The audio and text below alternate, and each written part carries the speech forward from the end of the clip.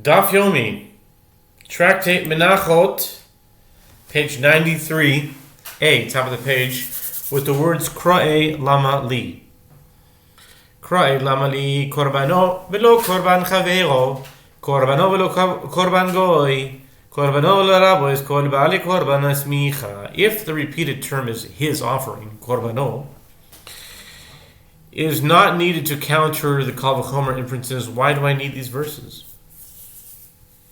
The Gemara explains one instance of his offering teaches that one places hands only on one's own offering, but not on the offering of another person. Another instance of his offering teaches that one places hands only on one's own offering, but not on an offering of a non-Jew, a Gentile. The third instance of his offering serves to include all the owners of a jointly owned offering in the requirement of placing hands, meaning they are all required to place their hands on the offering. The Mishnah states, if the owner of an offering died, then the heir is regarded as the offering's owner. Therefore, he places his hands on the offering and brings the accompanying libations, and he can substitute a non-sacred animal for it. Although it is prohibited to perform as an act of substitution, if the owner of an offering does this, his attempt is successful to the extent that the non-sacred animal is thereby consecrated, even though the original offering also remains sacred. Tani Reb Chananya Kamei Rabbe Yoyresh Ena Soymich Yoyresh Ena Meimo Reb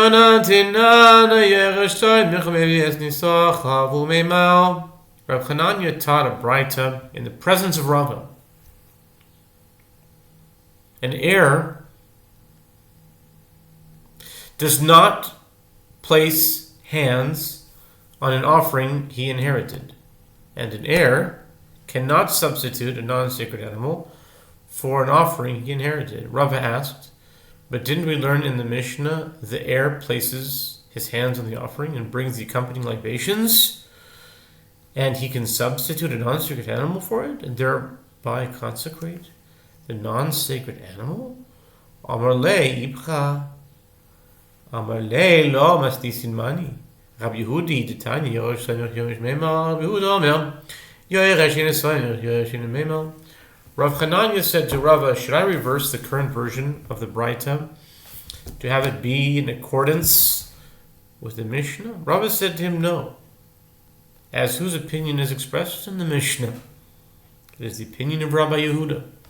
As it is taught in the Braita, an heir places hands, and an heir can, yes, he can, effect substitution. Rabbi Yehuda says, an heir does not place hands, and an heir cannot effect substitution. My time, Rabbi Yehuda, call by no, v'lo kol aviv.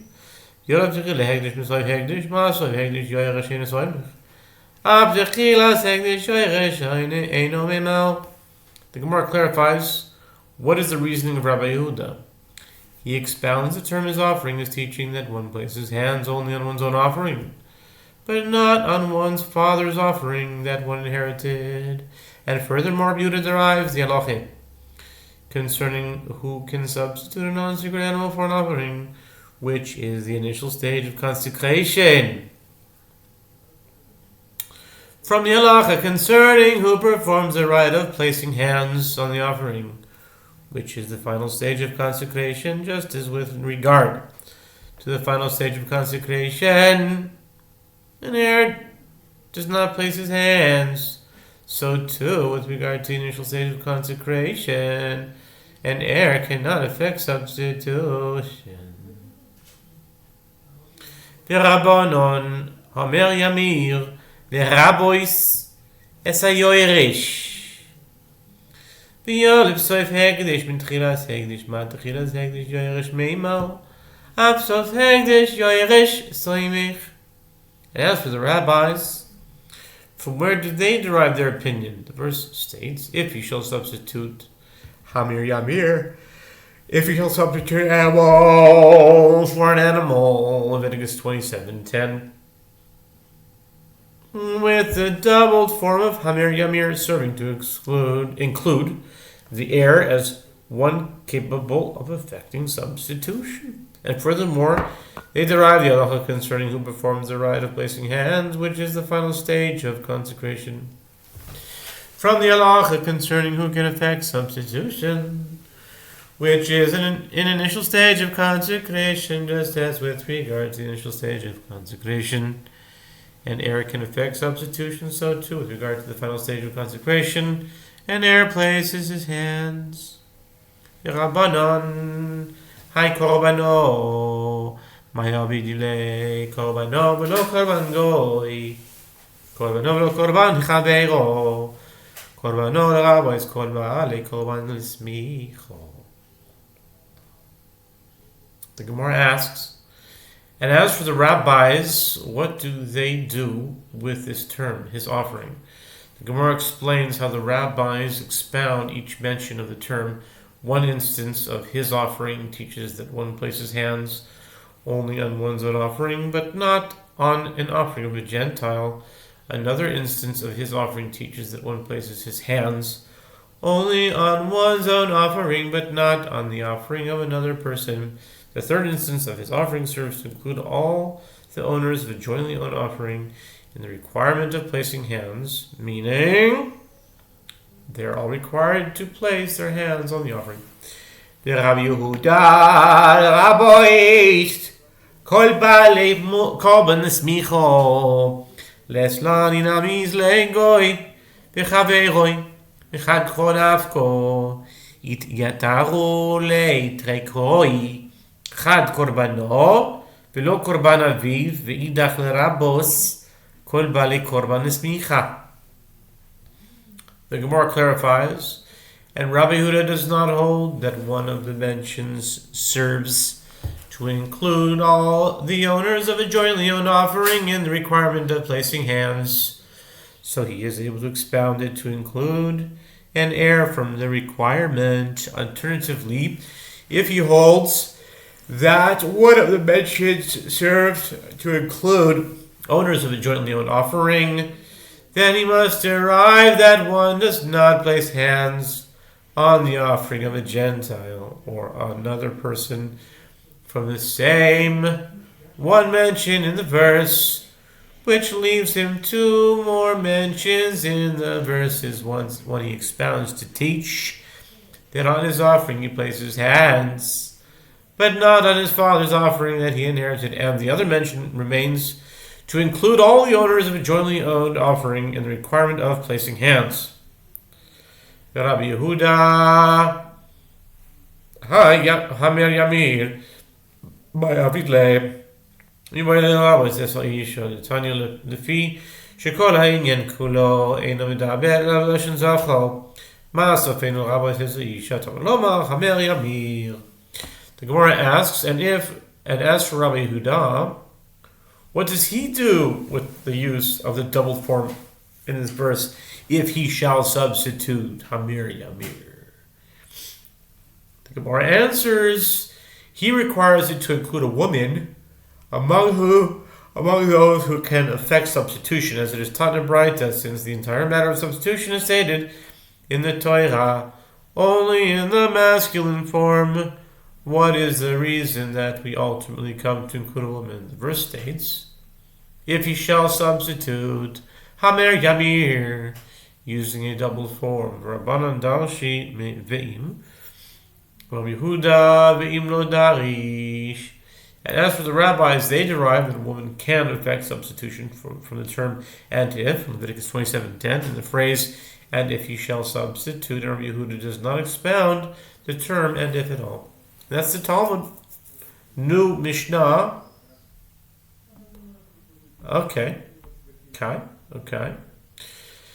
New Mishnah calls him Chinchus Micheshet B'Chatam Mesoim V'Goy V'Shliach V'Isha. Everyone who brings an animal offering places hands upon its head, except for a deaf, mute, an imbecile, a minor, a blind person, a Gentile, a Canaanite slave, an agent of the owner of the offering who brings the offering on the owner's behalf, and a woman.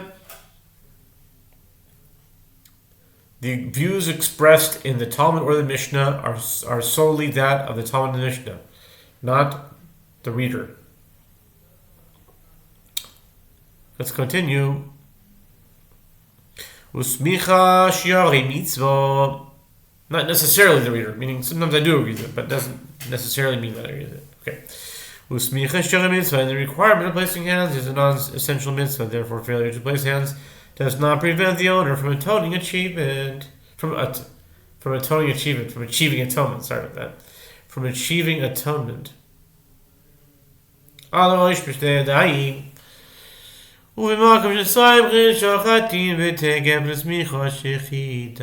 rite of placing hands is performed by leaning on the head of the offering with two hands. And in the same location in the temple that one places hands, one slaughters the animal, and immediately following the rite of placing hands, the slaughter is performed. That's the Mishnah. Now for the Talmud.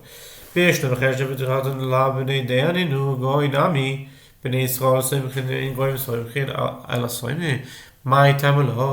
Gemara explains why certain types of people do not place hands on the offering. Granted, a deaf, mute, an imbecile, and a minor do not place their hands on the offering because, as they are not mentally competent. The exclusion of a Gentile is also understandable, as the verses concerning placing hands are introduced with speaks to the children of Israel and say to them, Leviticus 1:2, which indicates that the children of Israel place hands upon their offerings, but Gentiles do not place their hands upon their offerings. But with regard to a blind person, what is the reason that he does not place his hands on his offering? Rav Chisda and Rav Yitzchak bar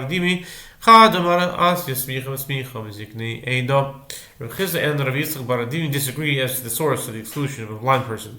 One said that it is derived from a verbal analogy between the mention of placing hands in the passage detailing the general requirement to do so, and the mention of placing hands stated with regard to the bull offering brought for a community-wide violation perpetrated due to an erroneous ruling of the Sanhedrin, which is performed by the elders of the congregation, meaning the judges of the Sanhedrin, just as the judges may not be blind, see Sanhedrin 34b, so too the rite of placing hands is not performed by a blind person.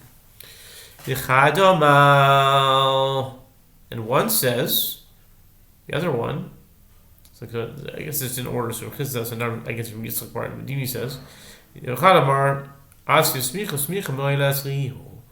other one said that it is derived from a verbal analogy between the mention of placing hands in the passage detailing the general requirement to do so and the mention of placing hands stated with regard to the burnt offering of the appearance by an individual on the pilgrimage festivals. Just as a blind person is exempt from making the pilgrimage to Jerusalem and bringing the offerings to so too he is excluded from the requirement of placing hands. The Gemara